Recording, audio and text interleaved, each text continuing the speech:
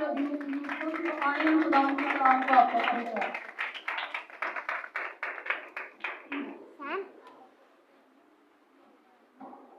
खलोना बाहर उधर उधर खलोनी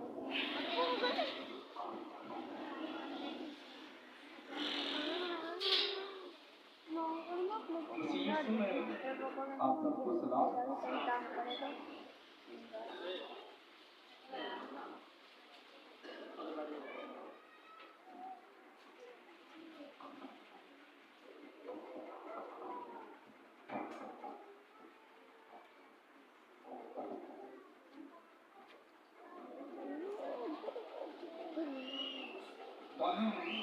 कलाम मुक़द्दस में से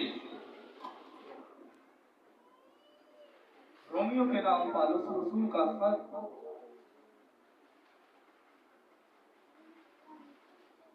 उसका 3रा बाब निकालेंगे और उसकी 24वीं आयत से हम तिलावत करेंगे।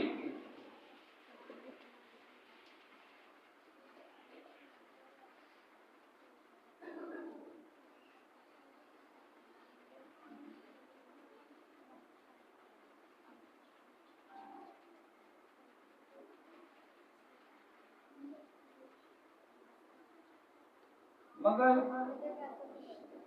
उसके फजल के सबब से उस मुखलिसी के वसीला से जो मसीह यस्सु में है मुफ्त रास्तबाज ठहराए जाए। खुदा के बात के पढ़े और सुने जाने पर खुदा की बरकत हो। आए हम सब दुआ मांगे। कदूस जलाली बाप, हम तेरी शुक्रगुजारी करते हैं। तू जो बार हो बार हमें ये मौका फराहम करता है, ये मौका बख्शता है कि खुदा हम तेरे कलाम को सीख सके, तेरे कलाम के गहरे बातों को समझ सके। ऐ खुदा, हमारी अक्ल नाकिस और नाचीज है। हम उस वक्त तक तेरे कलाम को ना तो समझ सकते हैं ना सीख सकते हैं जब तक ऐ खुदा तेरा पाक मेरी रहनुमाई ना करे। ऐ खुदा, तू हम सब की रहनुमाई अता फरमाना अपने पाकों के वसीला से। तेरे बेटे अपने खुदा यीशु नासरी के नाम से मांगा सो पा लिया।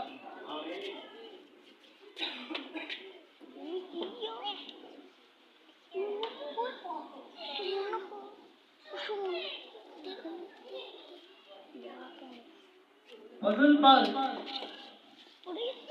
जब भी बात की जाती है तो लोगों के तरह ख्याल हमारे सामने आते हैं। कुछ लोगों ने इस तरह से सोच लिया है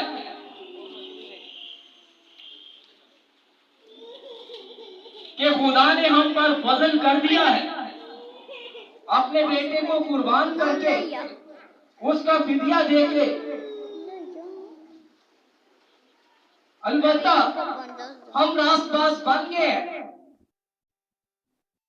अब चाहे हम जो कुछ मर्जी करें, मगर कलाम इसकी इजाजत नहीं देता है। और कुछ का कहना यह है कि हम अपनी बना पर एक बुनियाद रखते हैं राष्ट्रवादी की, और उसमें हम रसाई करते हैं, उसमें हम तरक्की करते हैं,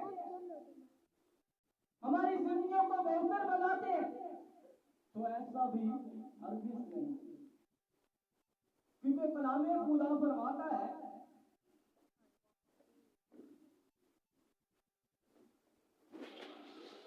मगर उसके फजल के सबब से ये हम पर फजल हुआ है।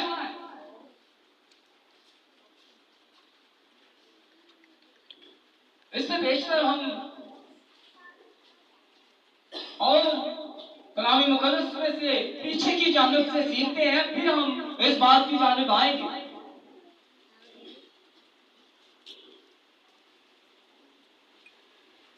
अब इंसान सोचता है कफारा देने से, यीशु मसीह के मार खाने से, उसके लहू बहाने से मुझे नजात मिल गई है, मुझे राष्ट्रवासी मिल गई है। अब इंसान चाहे जो कुछ मर्जी करे तो ऐसा हरगिज नहीं है। नजात तो मिल गई है, राष्ट्रवासी तो मिल गई है, मगर खुदा कहते कानून का खुदा है, वो कानून के दायरे में सारा काम करता है। शरीयत यूं ही नहीं हमें दी गई, ये शरीयत की किताब हमें यूं ही नहीं दी गई। अगर ईमान ही की बात होती तो हमें शरीयत देने की जरूरत ना पड़ती। बस यही हमारे लिए काफी होता कि हम यीशु पर ईमान लाते और नजात पा जाते। तो ऐसा भी हरगिज नहीं है कि इंसान राष्ट्रबाजी के काम ही ना करे तो इंसान राष्ट्रबाज मांगे। क्यों ऐसा हो सकता है? ऐसा हरगिज नहीं हो सकता है।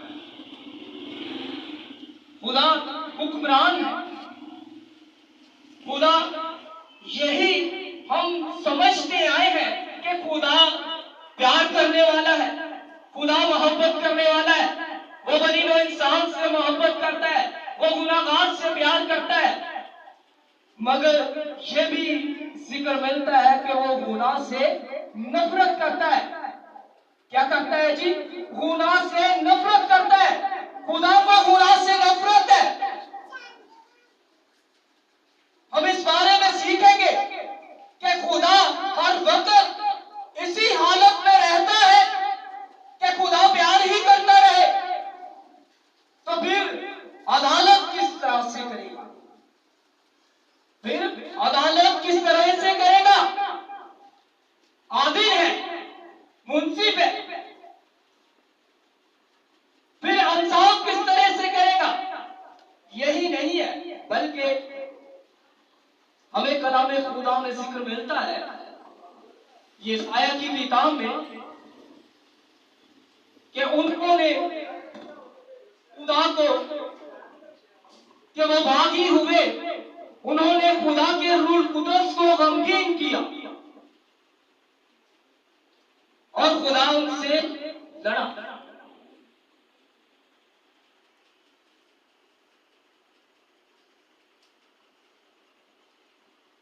और फिर एक जगह और हमें जिक्र मिलता है कि खुदा गयूर है, और इसके साथ खुदा इंतकाम भी लेने वाला है। खुदा इंतकाम भी लेता है।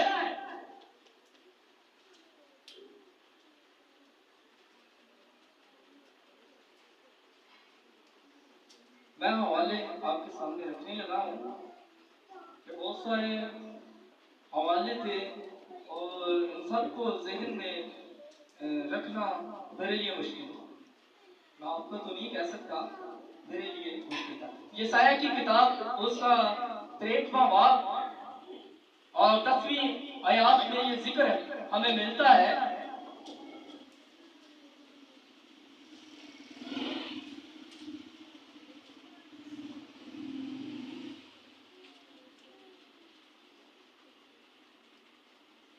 कि लेकिन वो बागी हुए और उन्होंने उसकी रूह कुदस को गमगीन किया। 10वीं आयत यशायाह की किताब 63वां बाब। इसलिए वो उनसे, उनका दुश्मन हो गया और उनसे लड़ा। यानी हमारे जहनों में यही ख्यालात नहीं होने चाहिए, यही सोच नहीं होनी चाहिए कि खुदा हमसे प्यार करता है तो क़यामत तक खुदा हमसे प्यार करता रहेगा। तो ऐसा भी हरगिज़ नहीं है। अगर इंसान की रब्ज़ उसे पसंद आए तो वो खारिज कर देता है, अपनी बारगाह से निकाल देता है।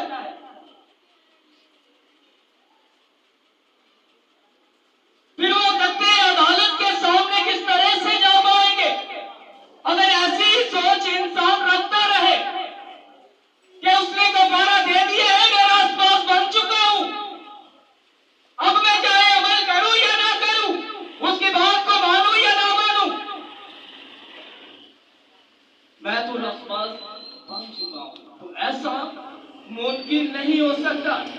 क्योंकि खुदा हमें यह भी याद रखने की जरूरत है कि खुदा के खिलाफ चलने वाले को वो अदालत में लाता है।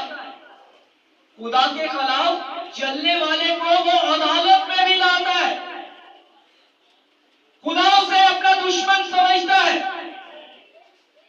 जो रूह कुदस के खिलाफ तरह तरह की बातें करते हैं, और आज देखा जाता है कि खुशखबरी के पैगाम को बिगाड़ा जाता है। और मैं ये भी समझता हूं कि वो भी खुदा के रूह कुदस को रंजीदा करते हैं, खुदा की रूह को गमगीन करते हैं, जो खुशखबरी के पैगाम को बिगाड़ते हैं।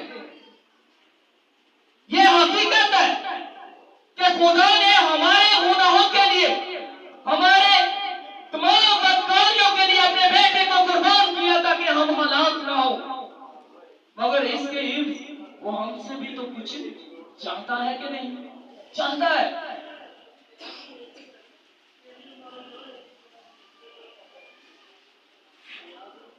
खुदा इंतकाम भी लेने वाला, खुदा हिसाब भी लेने वाला, खुदा मुंसिफ भी, खुदा आदिल भी और मोहब्बत भी करने वाला है। और ये याद रखने वाली बात है कि खुदा हर वक्त एक ही हालत में नहीं रहता है कि हम यही समझते रहें कि खुदा प्यार करने वाला है, खुदा इंसाफ भी करता है। हालेलुया। अब हम इस बात को तो बाखूब समझ के होंगे कि उन लोगों को तौबा की जरूरत, मुआफी की जरूरत है, जो खुशखबरी के कलाम को बिगाड़ते, वो खुदा की रूह को गमगीन करते हैं, खुदा की रूह को रंजीदा करते हैं, खुदा के दिल को ठेस पहुंचाते हैं। मुआफी मांगने की जरूरत, तौबा करने की जरूरत है, वरना खुदा जब अदालत करेगा तो इस बात को नहीं देखेगा कि ये तो मेरे कफारे पर ईमान ला चुका था, मगर इसकी तालीम ही बिगड़ी हुई है, तो फिर खुदा ही क्या करेगा।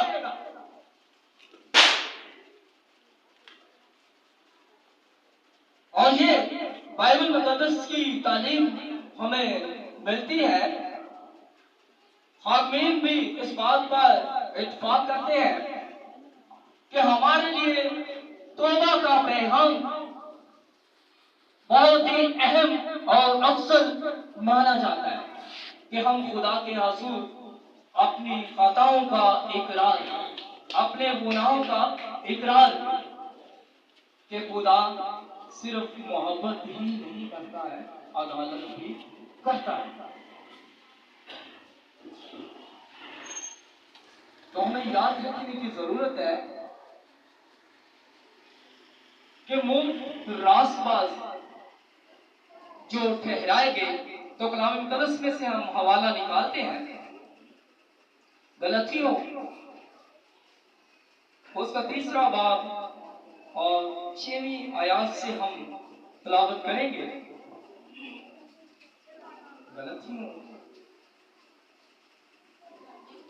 3 बाब और 6वीं आयत मुकद्दसा से हम पढ़ेंगे। निकालिए।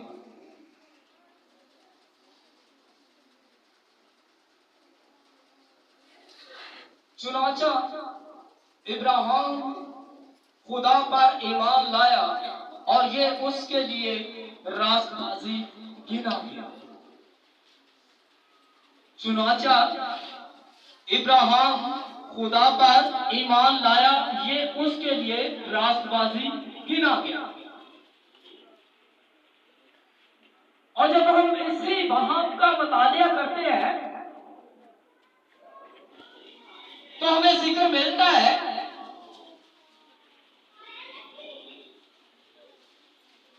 कि आदमी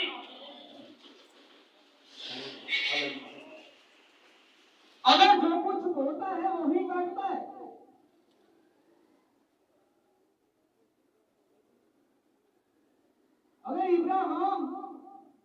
खुदा पर ईमान लाने से ही रास्ता ठहरा गया।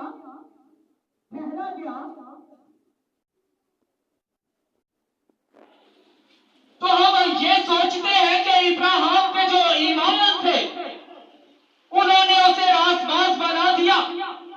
तो उसी बात का जब हम मुतालिया करते हैं तो निकाय मजदूर अपनी मजदूरी काटता है।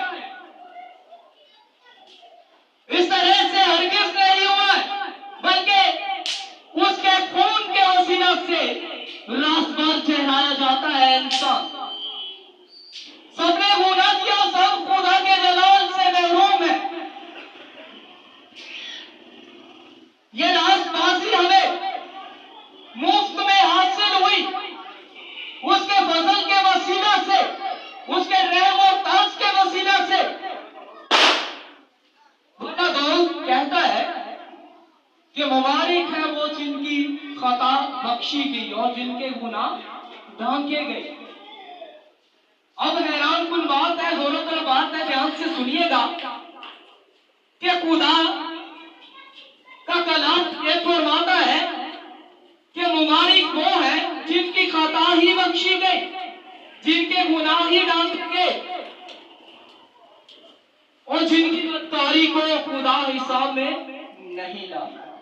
और जब हम कलाम मुक़द्दस का मुतालिया करते हैं, ये मैं आपको समझाने के लिए कहने लगा हूं, जब हम कलाम मुक़द्दस का मुतालिया करते हैं तो हमें जिक्र मिलता है कि इंसान जो कुछ बोता है वो ही काटेगा। क्या करता है? जो कुछ बोता है वो ही काटेगा। अब यहां पर जिक्र मिलता है और पौलुस भी इसके बारे में यूं ही कहते हैं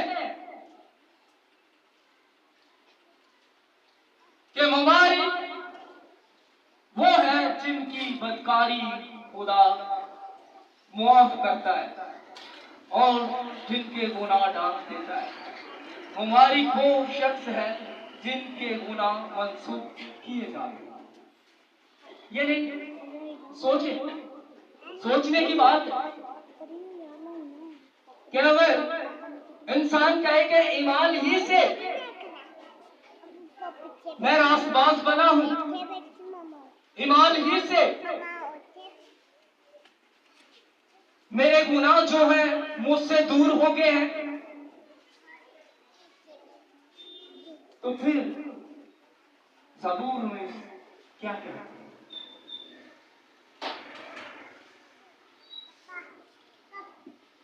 और फिर किस तरह से हम ये कह सकते हैं कि कलाम खुदा में जिक्र मिलता है कि उसके पहाड़ पर कौन चढ़ेगा?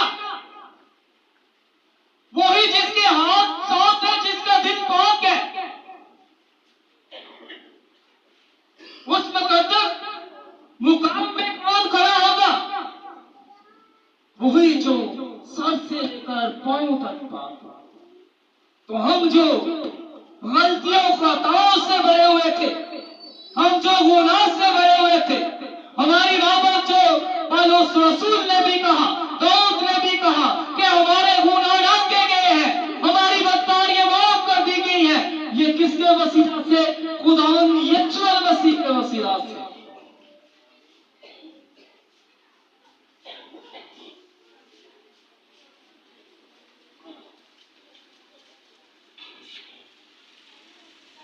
तो हमें इस बात को याद रखने की जरूरत है कि हमने यही नहीं सोचते रहना कि ये आज अगरचे हम खुदा के घर में पहुंचे हैं तो अपनी मर्जी से नहीं, उसके चुने हुए, उसने हमें खींच कर यहां लाता है। यह भी उसका फजल है। और फजल के एक और हवाला हम निकालते हैं कि हम ना सिर्फ किस तरह से रासबाज करें। रोमियो 11 बाब उसकी 6वीं आयात से हम तलावत करेंगे। 11 बाब 6वीं आयात से हम रोमियो और कुसुम के नाम था।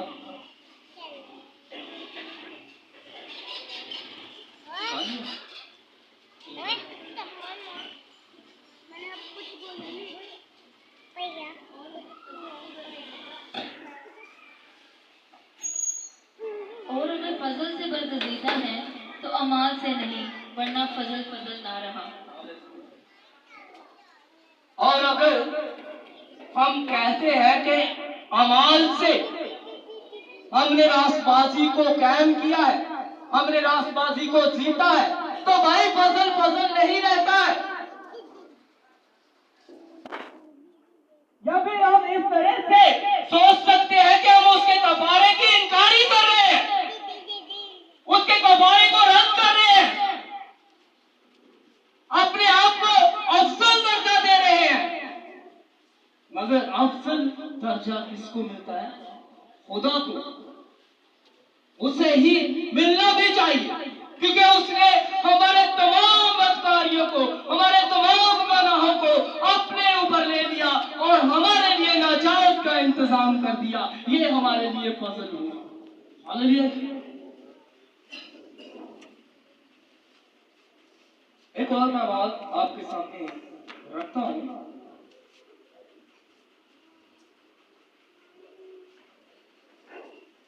कि दुनिया में बहुत से मज़हब हैं और उनमें 3 तरह के ऐसे मज़हब हैं जो खुदा को मानते हैं। एक यहूदी, एक मुस्लिम, एक मसीही। और किसी ने ये सवाल किया तीनों बारी, सुनिएगा, यहूदी से पूछा कि अगर भाई आप इसी लम्हे, इसी वक्त मर जाए तो आपकी मरने की उम्मीद क्या होगी? यहूदी ने जवाब दिया कि मैं जन्नत में जाऊंगा, इसलिए कि मैं तौरेत से प्यार करता हूं और उसकी पैरवी करता हूं और रास्ते की राह पर चलता आया हूं। मेरे काम मेरे लिए बोलते हैं। यहूदी का कहना कि मेरे काम मेरे लिए बोलते हैं। मैं तौरेत से प्यार करता हूँ, उसकी पैरवी करता हूँ, रास्ते से चलता हूँ। मेरे काम मेरे लिए क्या करते हैं? बोलते हैं। इसलिए मैं जन्नत में जाऊंगा। मुस्लिम भाई से भी पूछा जाता है कि अगर भाई आप इसी वक्त, इसी लम्हे मर जाए तो आपकी मरने की उम्मीद क्या होगी? तो आंसर मिलता है, जवाब मिलता है कि मैं जन्नत में जाऊंगा। और ऐसा मुमकिन भी है। क्यों? क्योंकि खुदा ने इब्राहिम से वादा किया हुआ था। क्या वादा किया हुआ? आपको याद है क्या वादा किया हुआ था? कि मैं बहुत सी कौमों का तुझे क्या करूंगा? बाप बनाऊंगा। क्या करूंगा? बाप बनाऊंगा। बहुत सी कौमों का तुझे बाप बनाऊंगा। यानी जो कोई भी खुदा पर ईमान लाता है वो निजात पा सकता है। मगर हमारे लिए उसने, हम एक चुने हुए या खास कह सकते हैं, हमारे लिए उसने कफारा दिया, जिसको हमने कबूल किया है, जिस पर हम ईमान लाए। तो कहता है